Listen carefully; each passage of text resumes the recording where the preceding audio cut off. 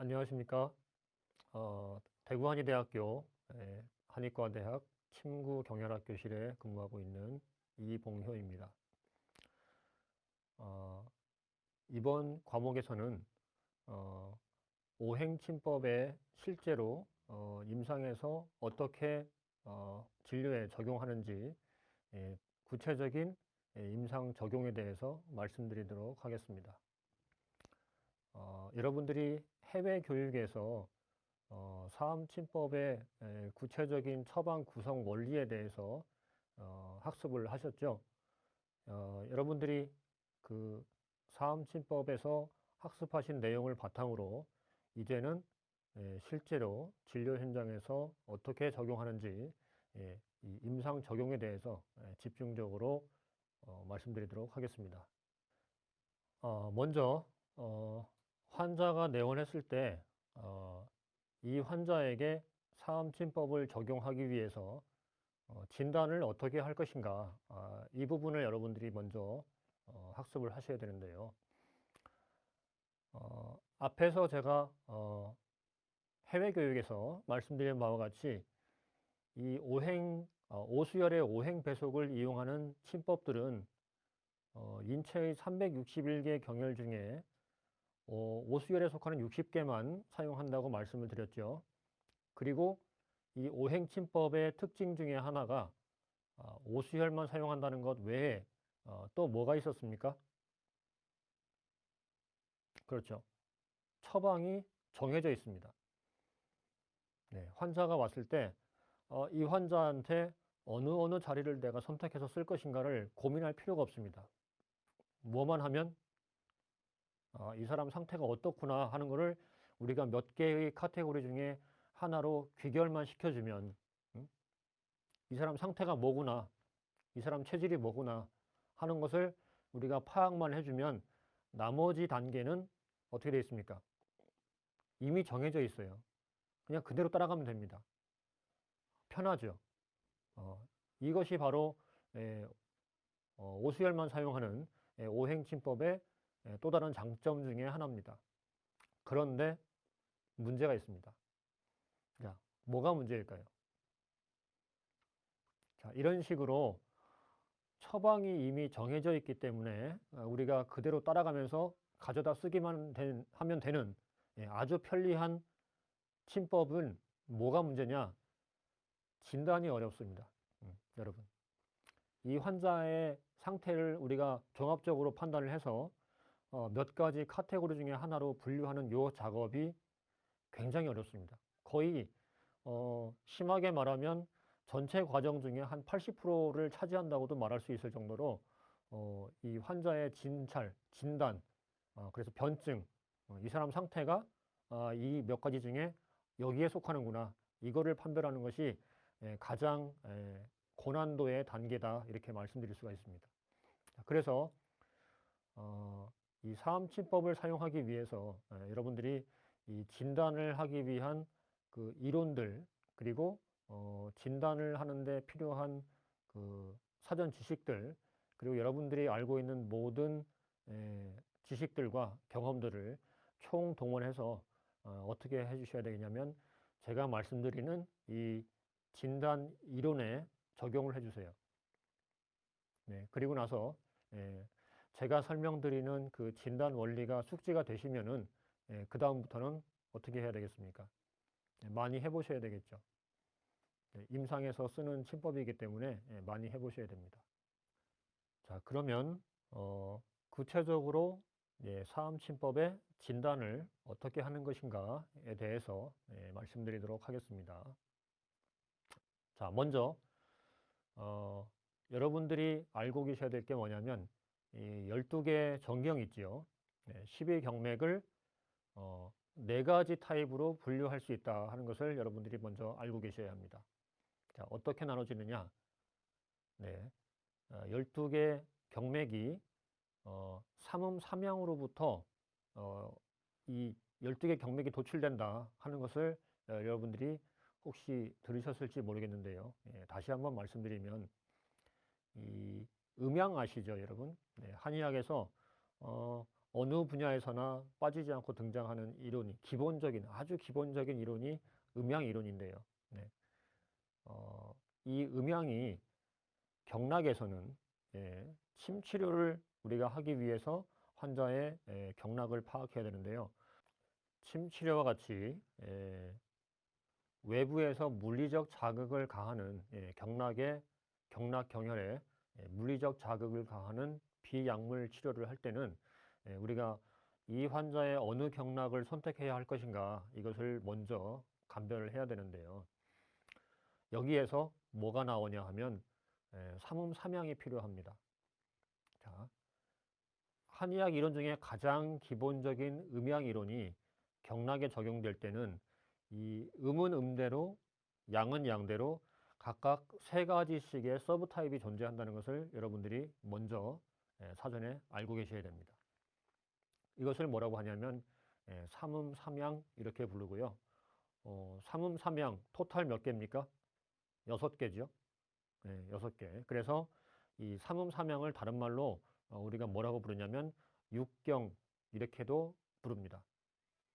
자, 음 3개, 양 3개. 음과 양을 각각 3가지씩 서브 타입으로 분류를 한다 하는 얘기인데요. 이 삼음삼양 육경에다가 뭘 붙입니까? 수족을 붙여요. 수족. 제가 해외 교육에서 무엇을 말씀드리냐면 손으로 가는 수경이 있고 발로 가는 족경이 있다. 그래서 12경맥을 수경 6개, 족경 6개 이렇게 나눌 수 있다. 이렇게 말씀을 드렸었는데요. 지금 제가 말씀드린 요 삼음삼양, 육경 있죠. 여기에다가 이 6개에다가 각각 수족 이렇게 수족을 다 붙이면 토탈 몇 개가 나오겠습니까? 12개가 나오죠. 이것이 12경맥입니다. 12경맥. 그러면 여러분들이 이제 삼음삼양이 뭔지에 대해서 좀 아셔야 되는데, 자, 먼저 음 3개를 보면요. 첫 번째 음이 거름입니다. 거름. 거리라고 하는 것은 이제 끝이다. 마지막이다. 막바지다. 여기가 종착지다. 이제 끝났다. 뭐 이런 뜻입니다. 그 다음에 소음. 적을 소자를 써서 소음이 있고요. 그 다음에 세 번째 음은 태음입니다. 가장 큰 음입니다. 그래서 세 가지 그 3가지는 거름, 소음, 태음입니다. 자, 알아두세요. 거름, 소음, 태음. 자, 이번에는 삼양에 대해서 말씀드릴게요. 양도 음처럼 3가지가 있는데 첫 번째 양은 소양입니다. 두 번째 양은 양명이고요. 세 번째 양은 태양입니다. 뭐라고 했죠? 소양, 양명, 태양 이렇게 됩니다. 그래서 이 3개하고 양 3개, 6개가 있는데 이 6개에다가 어떻게 한다고요? 수족을 각각 다 붙인다고요. 그래서 몇 개가 나온다? 12개가 나옵니다. 이것이 12경맥인데 각각의 12경맥마다 아까 제가 뭐가 있다고 그랬습니까? 속하는 장이나 부가 있다고 그랬죠. 그렇죠? 예를 들어서 폐에 속하는 경맥, 폐경. 그러면 폐경 같으면은 이것은 수경이냐 족경이냐? 네, 수경입니다. 지금 말씀드린 삼음삼양 중에 어디에 해당하느냐? 태음에 해당합니다. 그래서 이 폐에 속하는 경맥, 폐경의 정식 명칭이 뭐냐? 정식 명칭이 수태음 폐경, 우리가 이렇게 부릅니다. WHO 공식 이제 규정의 영문 표기에 의하면 소속된 장기의 알파벳에서 알파벳 2개를 따기 때문에 LU 이렇게 표시를 하지만 원래 폐경이 갖는 정식 명칭은 수태음 폐경 이렇게 됩니다. 이 이름을 봤을 때 우리가 뭘 알 수 있냐면 폐경은 손으로 가는 경맥이구나. 그 다음에 폐경은 삼음삼양 중에서 어디에? 태음에 해당하는구나 하는 것을 알 수 있습니다. 제가 이 얘기를 왜 드리냐 하면 환자가 왔을 때 이 환자에게 폐경이 문제가 되는 것인지 아니면 다른 경맥이 문제가 되는 것인지, 어느 경맥이 이 사람한테 가장 문제를 일으켜 가지고 이 사람이 이런 질환을 가지게 됐을까를 판별할 때 폐경이냐 간경이냐 위경이냐 이 장기만을 가지고 판별하는 게 아니라 뭘 가지고 먼저 판별을 하냐면 이 삼음삼양, 이걸 가지고 먼저 판별을 합니다. 그리고 나서 우리가 대략적인 아웃라인 테두리를 잡고 나면 그 다음에 더 디테일한 처방을 내리기 위해서 여기에 뭘 가미합니까? 네, 장기를 가미합니다. 자, 그래서 제가 강조하고 싶은 것은 뭐냐면 이 삼음삼양에 대해서 여러분들이 숙지를 해주셨으면 하는 것이 저의 당부사항입니다. 자, 그러면 이 음세계, 양세계가 있다는 것을 여러분들이 말씀을 제가 드렸는데요. 이 음세계, 양세계가 인체에서 뭘 하느냐, 과연 이 삼음삼양이 사람 몸에서 어떤 기능을 담당하고 있느냐, 이게 중요합니다. 자, 요 얘기를 하기 전에 제가 뭐부터 말씀을 드려야 되냐면, 여러분들 음양 있잖아요. 기본적인 음양. 이 음양에 대해서 공부하실 때 이 음양 개념은 절대적이지 않다. 그럼 뭐다? 상대적이다. 라는 거 들으셨죠? 음양은 상대적이고요. 그 다음에 또 음양의 기본적인 개념이 뭐냐? 음과 양은 시소예요, 시소. 여러분, 시소 타보셨죠? 네, 시소 타면 어떻게 됩니까? 양쪽 끝에, 이쪽 끝에는 내가 앉고 저쪽 끝에는 친구가 앉죠. 그러면 어떻게 돼요? 친구가 올라가면 내가 내려가야 되고, 내가 올라가면 이번에는 친구가 내려가야 되겠죠. 음양은 경맥에서 어떤 작용을 한다? 시소와 같이 이쪽이 항진되면 저쪽이 저하가 됩니다. 앞에서 여러분들 해외 교육에서 제가 말씀드린 개념 중에 뭐가 있었냐면 사암침법을 구사하기 위해서 환자를 정격, 승격, 한격, 열격 이렇게 네 가지로 구별한다. 네 가지 처방 중에서 골라서 쓴다. 라는 것을 말씀드렸죠. 네. 허증이냐 실증이냐 또는 열증이냐 한증이냐를 감별한 다음에 그 상태에 해당하는 처방을 골라서 쓰는데 이 허증이냐 실증이냐 이거 시소입니다. 무슨 얘기예요? 정반대입니다. 반대. 만약에 예를 들어서 특정 경맥이 허증이 보인다. 이 사람은 이 경맥에 허증이 문제로구나 하는 걸 내가 파악했으면 요 경맥과 허증을 보이는 경맥과 어떤 관계? 시소의 반대편에 있는 경맥이 있단 말이에요. 그 경맥은 어떻게 되겠습니까? 그렇죠. 얘는 실증이 되는 겁니다. 그러면 요 경맥은 실증이고 요 경맥은 허증이고 그죠? 시소가 그렇죠?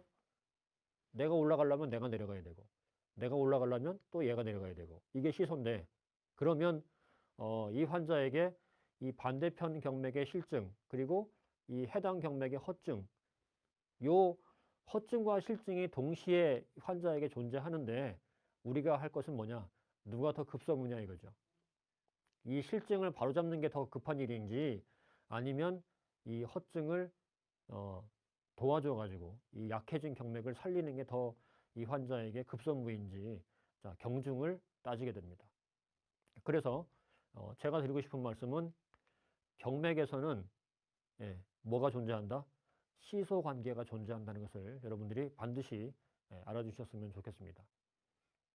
자, 그리고 나면 제가 그 다음에 뭘 말씀드릴 거냐면 이 삼음삼양 중에 세 가지 음세계, 양세계 중에 누구하고가 시소냐 이게 중요합니다. 제가 이 얘기를 하려고 했어요.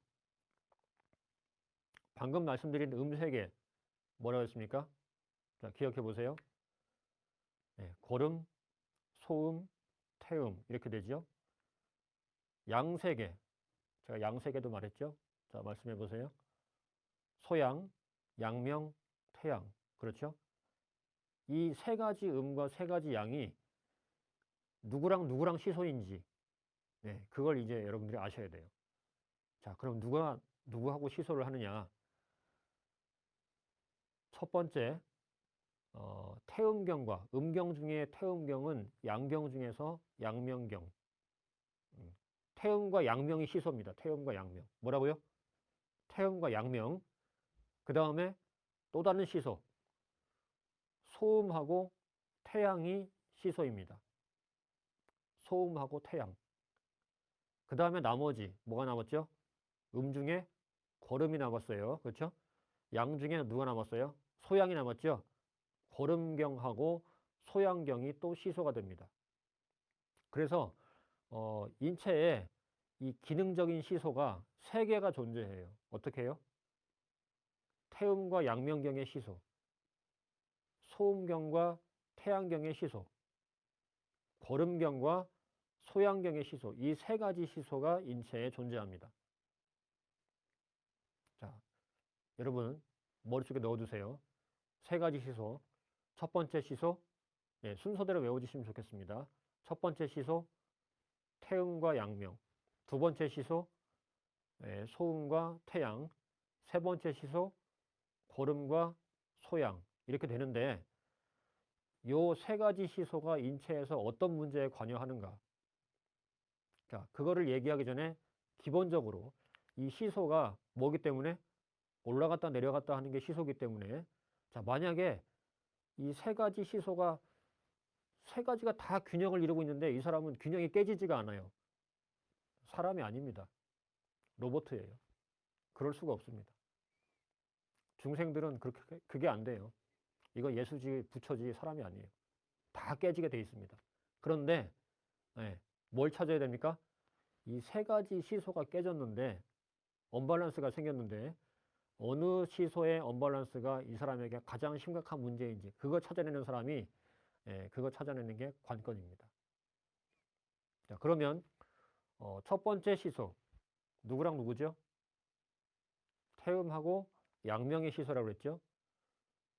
요 태음경과 양명경의 시소는 인체에서 뭘 관장하냐면 조습의 균형을 관장합니다. 조습.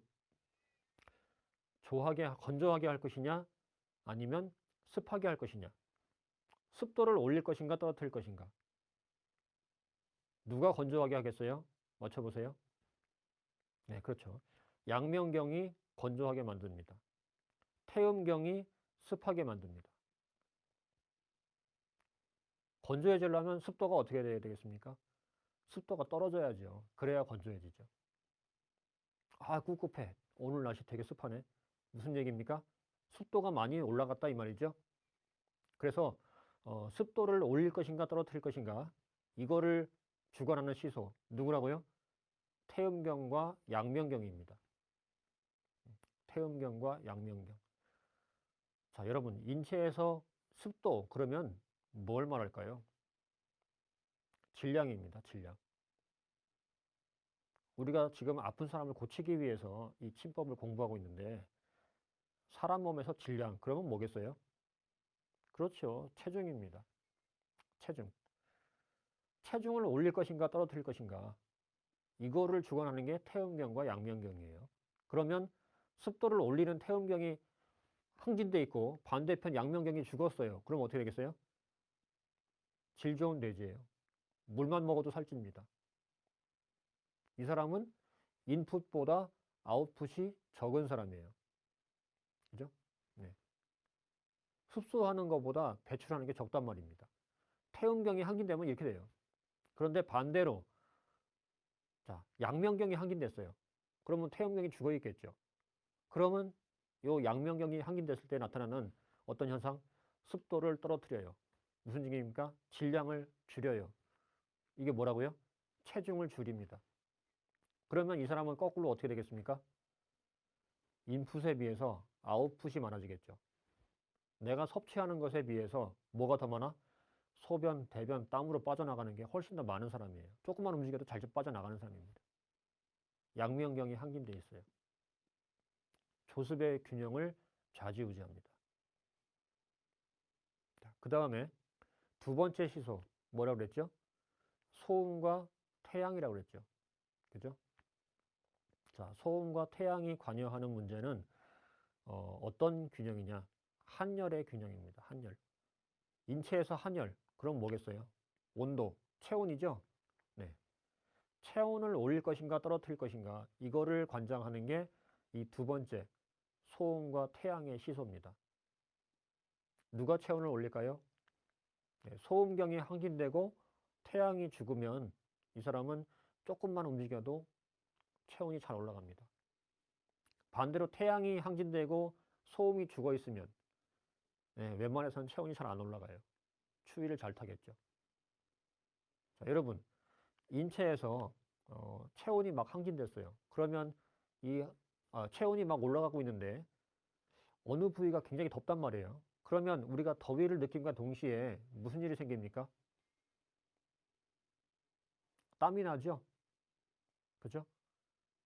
예, 인체에서 어느 부위에 체온이 상승하면 그 부위에서는 땀이 나게 되어 있습니다. 체온이 올라가는데 땀이 안 나잖아요? 중병입니다. 큰 병이에요.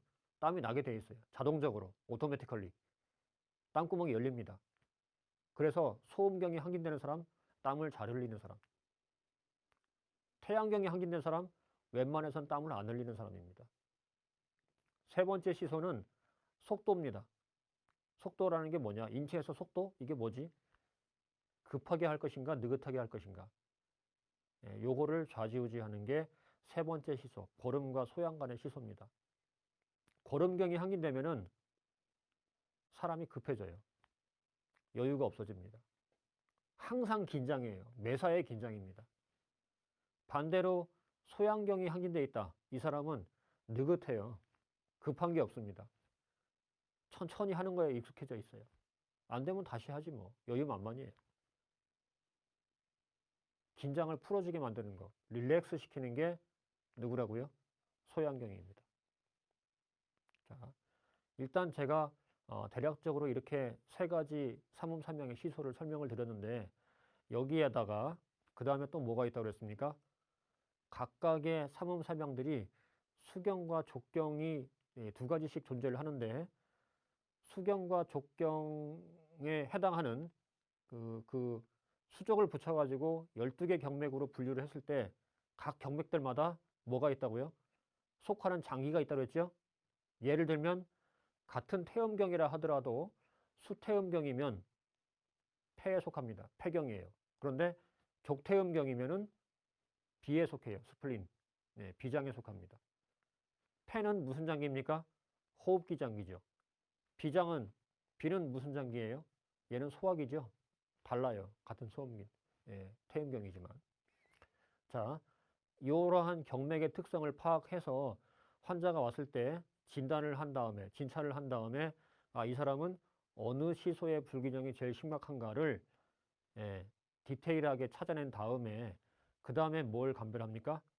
내가 찾아낸 경맥이 허증인가 실증인가 또는 열증인가 한증인가 여기까지를 감별을 해주면 그 다음부터는 정해진 처방을 쓰면 됩니다.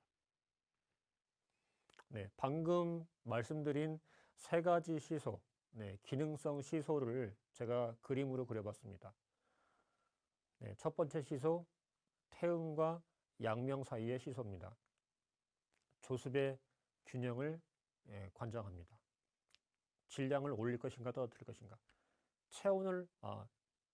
체중을 올릴 것인가 떨어뜨릴 것인가. 여러분, 체중을 올리려면 어떻게 해야 됩니까? 먹어야죠. 그죠? 잘 먹어야 됩니다. 아웃풋보다 인풋이 많아져야지 그래야 체중이 늘겠죠. 식욕을 증가시키는 거 누굽니까? 태음경입니다. 반대로 양명경은 그럼 뭐 하겠어요? 질량을 떨어뜨리죠. 체중을 줄인다는 얘기죠. 식욕을 올리겠습니까? 떨어뜨리겠습니까? 그렇죠. 양명경이 항진된 사람, 식욕이 잘 없는 사람입니다. 두 번째 시소, 소음과 태양 간의 이 시소는 뭐에 관여한다? 한열, 체온의 문제에 관여한다 그랬죠. 체온을 올릴 것인가 떨어뜨릴 것인가.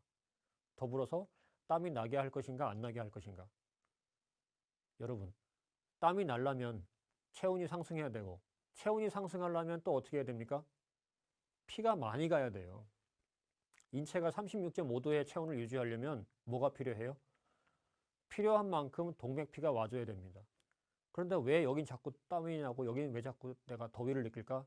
필요 이상 많은 피가 가기 때문에 그런 거죠. 누가? 소음경이 뭘 한다고요? 혈액순환을 촉진시킵니다. 그럼 반대편에 있는 태양경은 뭐 하겠어요? 그렇죠. 혈류 속도를 떨어뜨립니다. 심장 박동수를 떨어뜨려요. 뭐 하게 만들어요? 피가 적게 가게 만들어요. 그러면 체온이 떨어지는 거죠. 세 번째 시소, 고름과 소양 간의 시소. 뭘 주관한다고 그랬죠? 긴장, 조급함, 급하게 할 것인가 아니면 느긋하게 천천히 할 것인가. 예. 긴장을 가중시킬 것인가 아니면 릴렉스 시킬 것인가. 이거를 주관하는 게 누구예요? 세 번째 시소, 고름과 소양의 시소입니다.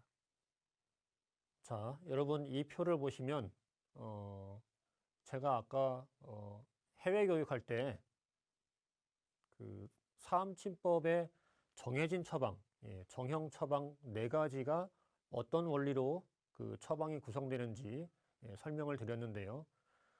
그러면서 예를 들어서 제가 설명을 드렸죠. 특정 경맥의 열증, 한증, 또 허증, 실증, 그런 경우에 이러이러한 원리에 따라서 처방이 이렇게 구성된다 하는 것을 제가 예시를 들어서 설명을 드렸는데요. 그때 제가 언급한 경혈, 바로 요 표에 있는 경혈들입니다. 아까 설명드린 그 허즉, 복이무, 실즉, 사귀자, 그죠? 그리고 또 뭐 합니까? 억기관, 복이수, 그 원리에 따라서 여기에 있는 혈의 오행, 상생, 상극 관계를 고려하면 여기서 여러분들이 골라서 쓰시면 됩니다. 앞에서 제가 오수열표를 여러분들이 외우면 좋겠다 하고 당부드린 것처럼 이것도 뭡니까? 네. 이거를 처방을 보고서 시술을 하셔도 되지만 점점점 숙달이 되면은 그냥 이것도 외우게 됩니다. 사암침법을 자유자재로 쓰기 위해서 여러분들이 외워주시면 좋겠다 하는 희망사항을 말씀드립니다. 자, 이제는 여러분들이 뭘 이제 아셔야 되냐면 구체적으로 보하고 사하는 방법, 도와주고 억제하는 방법, 액티베이션 시키거나 이니비션 시키는 이 구체적인 방법을 이제 여러분들이 배우셔야 됩니다. 침구학에서 우리가 침 치료를 하는 데 있어서 특정 경맥을 보를 하거나 살을 하는 방법이 여러 가지 방법이 있습니다. 한 가지만 있는 게 아니고요.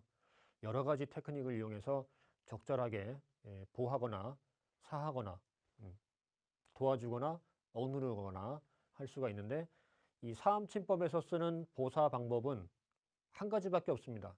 한 가지. 자, 그게 뭐냐면 영수보사입니다. 자, 영수보사라고 하는 게 뭐냐면 영이라고 하는 거는 내가 맞이한다는 얘기죠. 그럼 맞이한다는 것은 뭐냐면 못 오게 막는 겁니다. 내가 가서 못 오게 막는 거예요. 그러면 이것은 보가 되겠습니까? 사가 되겠습니까? 그렇죠. 사가 되는 거죠. 거꾸로 자, 수는 뭐냐면 따라가는 거예요. 네, 수행한다. 뭐 한다는 얘기죠? 졸졸 따라다닌다 이 말이죠. 수라고 하는 거는 따라다니면 이게 억제가 되겠습니까? 아니면은 도와주는 게 되겠습니까? 도와주는 거예요. 뒤에서 미는 거예요. 더 잘 가라고. 그래서 이 수라고 하는 게 뭘 의미하냐면 보한다, 도와준다, 액티베이션 시킨다, 이런 뜻을 가지고 있습니다.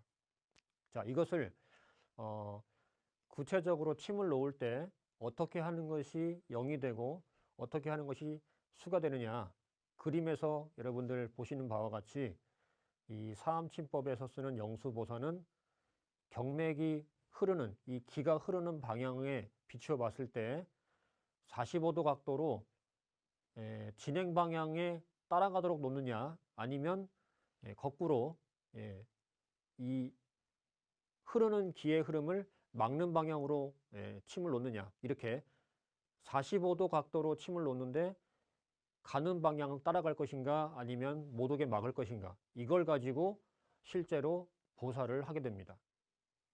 그러면 우리가 앞에서 처방 구성을 보면서 누구누구를 보하고 누구누구를 사한다. 제가 이렇게 구체적으로 예시를 들어서 설명할 때 혈 이름을 말씀을 드렸는데 그 혈들을 항상 그랬죠, 여러분? 2개는 보하고 2개는 사하고 그랬어요. 기억나십니까? 그랬죠? 예, 모든 처방이 전격, 승격, 열격, 한격 모든 처방이 어떻게 됐습니까? 2개는 보하고 2개는 사하고 그렇게 한다고 했었죠. 네, 2개를 보할 때, 2개를 사할 때 어떻게 한다고요? 바로 이런 식으로 합니다. 보하는 거 따라갑니다. 사하는 거 모두게 막습니다. 자, 그러면 이 영수보살을 구체적으로 하기 위해서는 테크닉은 간단한데 이제 여러분들이 또 뭘 아셔야 되겠어요? 그렇죠. 경맥이 흘러가는 방향이 어느 방향으로 흘러갈 것인가 그걸 여러분들이 미리 숙지를 하고 계셔야 되겠죠. 자, 그 내용을 이어서 설명드리겠습니다. 자, 마지막으로 여러분들께 설명드릴 내용은요. 방금 제가 말씀드린 바와 같이 이 영수보살을 통해서 구체적으로 보하거나 사하는 그런 치료법을 시행하기 위해서는 사전에 뭘 알고 계셔야 되냐면 이 12개 경맥들이 어느 방향으로 흘러가는가 하는 것들을 여러분들이 미리 알고 계셔야 됩니다. 이 12개 경맥에 흘러가는 방향은 이렇게 4가지 타입으로 정해져 있어요. 4가지 타입으로 정해져 있습니다. 4가지 타입이 뭐냐면 수음경, 손으로 가는데 음경이에요. 그 다음에 수양경, 손으로 가는데 양경입니다. 그 다음에 족양경, 발로 가는데 양경이죠.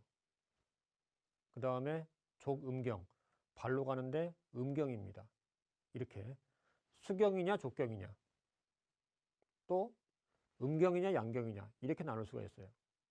그러면 수경 6개, 족경 6개 이렇게 나눌 수 있고 음경 6개, 양경 6개 이렇게 나눌 수 있는데 이 2가지 구별 방식을 믹스하면은 이렇게 4가지 타입이 나오게 되죠.